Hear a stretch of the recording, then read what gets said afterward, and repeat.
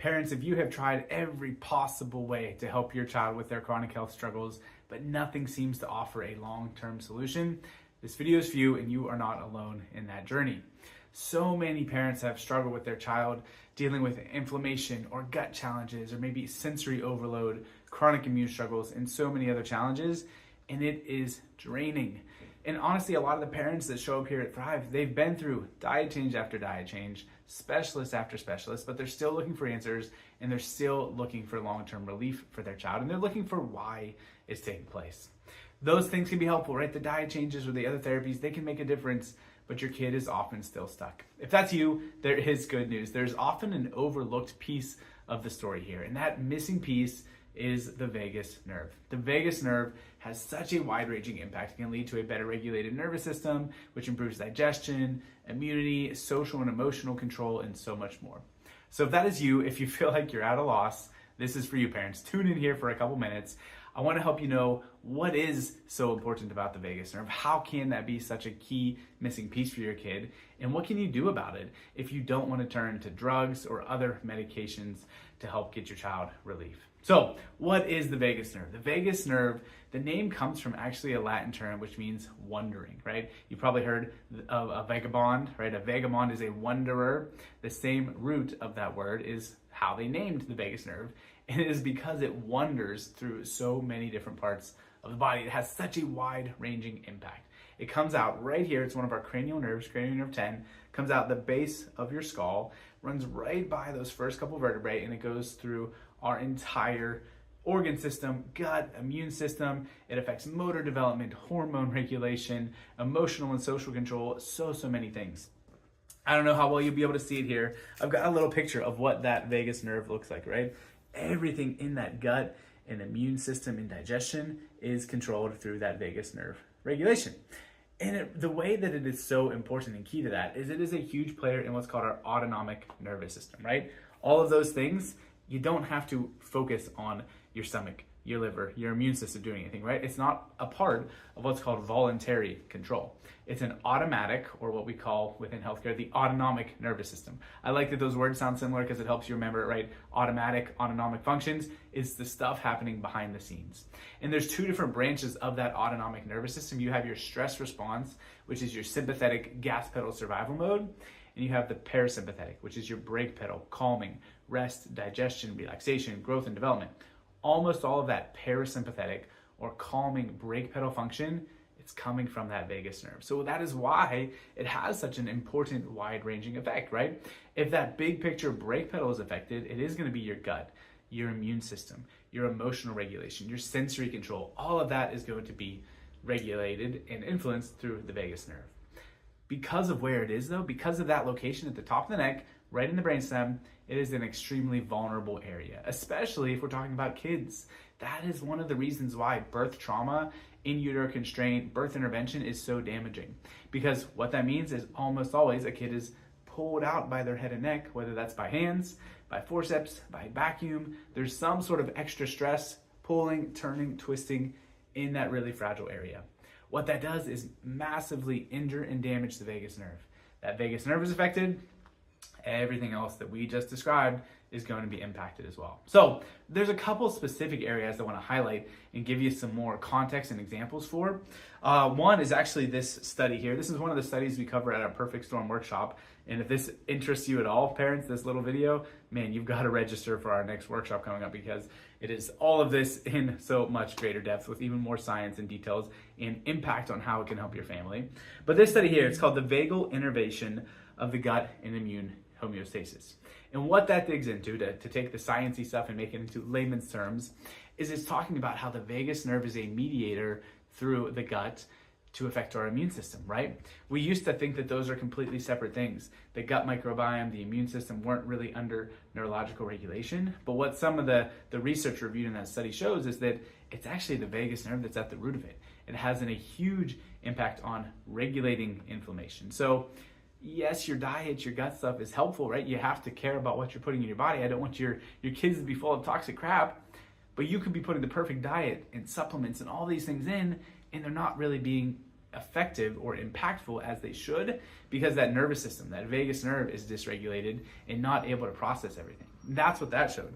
One of the examples they reference is that, two groups of rats fed the same diet, given the same exposure, the same environment, the same detox and supplement protocols. One group had their vagus nerve affected. They did a vagotomy, and that group had massive amounts of inflammation, gut disease, microbiome was off. It's not because they didn't have the right diet. It's not because they didn't have the right supplements. They were missing that neurological regulation. So that's one piece. Is if you've been down that path, if you feel like you've done so many things to help, a lot of times there is one other layer of it, right? You're missing the neurological regulation piece. What about sensory challenges, right? I don't really love all of the labels that we give kids, whether it's autism or ADHD or anxiety or all these other psychological disorders. They end up limiting a kid's potential and almost you use it as a cop-out or an end of the story instead of all right, how do we get them out of this? But all of that aside, that's a whole other conversation. All of that aside, the one label that really does ring true is sensory processing. So let's talk about sensory processing. How is that related to the vagus nerve? Another one of the studies we cover at the Perfect Storm workshop has to do with vagal activity, how turned on is your vagus nerve or your body's brake pedal system, and sensory processing symptoms. So what this study shows that they walk through is they took two groups of kids, one with typical neurodevelopment and one that struggles with sensory challenges, which means they have more texture or food or sound aversions. And that is honestly at the root of emotional regulation, focus, attentiveness, spectrum, so many of those things. Really, sensory is the underlying it. They had those two groups of kids, and what they found is the ones in the more neurotypical range, that camp, pretty normal, pretty solid activity in the vagus nerve, right? Strong vagal tone is what it's called. The group of kids that are dealing with the sensory concerns, way lower vagal tone, way lower vagus nerve activity, because they didn't have that calming brake pedal input. So their brain was just so overstimulated, so overwhelmed with sensory input, it couldn't process, it couldn't regulate.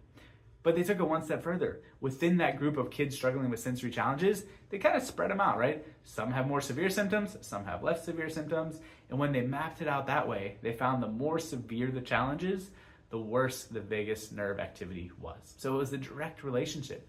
The more turned off that vagus nerve was, the more the kid was going to struggle with sensory regulation. And like I said, that is at the root of so many other challenges.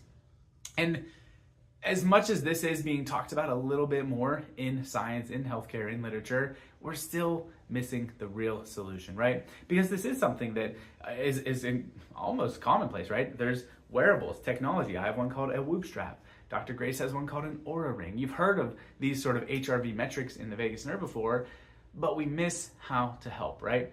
For example, instead of offering solutions to improve vagus nerve activity from chiropractic perspective or from different lifestyle modifications, typically the healthcare approach to addressing a challenge or what they would think of a disease that is affected by the vagus nerve, there's actually a procedure called a VNS, vagal nerve stimulation, where they implant an electrode onto the vagus nerve and basically hook it up to a buzzer. You turn it up when you want to, right? You get to externally control that vagal tone.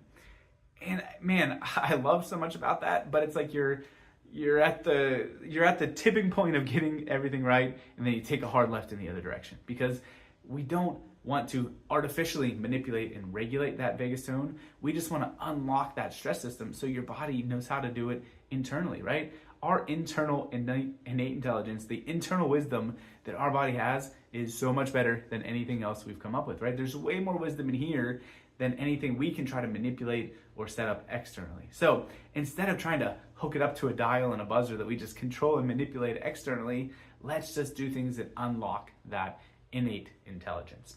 And yeah, there are other ways that can be improved, right? You maybe have heard, or you can Google, you can chat GPT how to stimulate the vagus nerve. Stuff like deep breathing, stuff like meditation, spending time in nature, cold exposure, all of those are helpful. But all of them pale in comparison to actually unlocking that upper cervical spine, actually turning on that brake pedal and having a lasting change, right? Not just a temporary one while you're doing the breath work, while you're doing anything else. How do you get to the bottom of it? And that is what we are all about. There's actually a cool way we get to measure that at Thrive, right? The same technology that sensory study used, called HRV, that's one of our scans, right? 3 potential scans that we can do for someone to measure how well the nervous system is operating. This first one, called the autonomic operating system, that is measuring heart rate variability.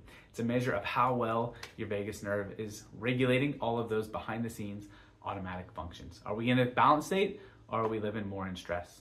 So parents, listen, if that sounds like your kid, if they are dealing with all of these struggles, even after you've tried so many therapies or interventions, please don't give up, right? There is a missing piece. If we unlock that vagus nerve, that underlying neurological development, everything else is secondary to that, right? Then your therapies, your diets, your detoxes can be more effective, and you can get your kid unlocked.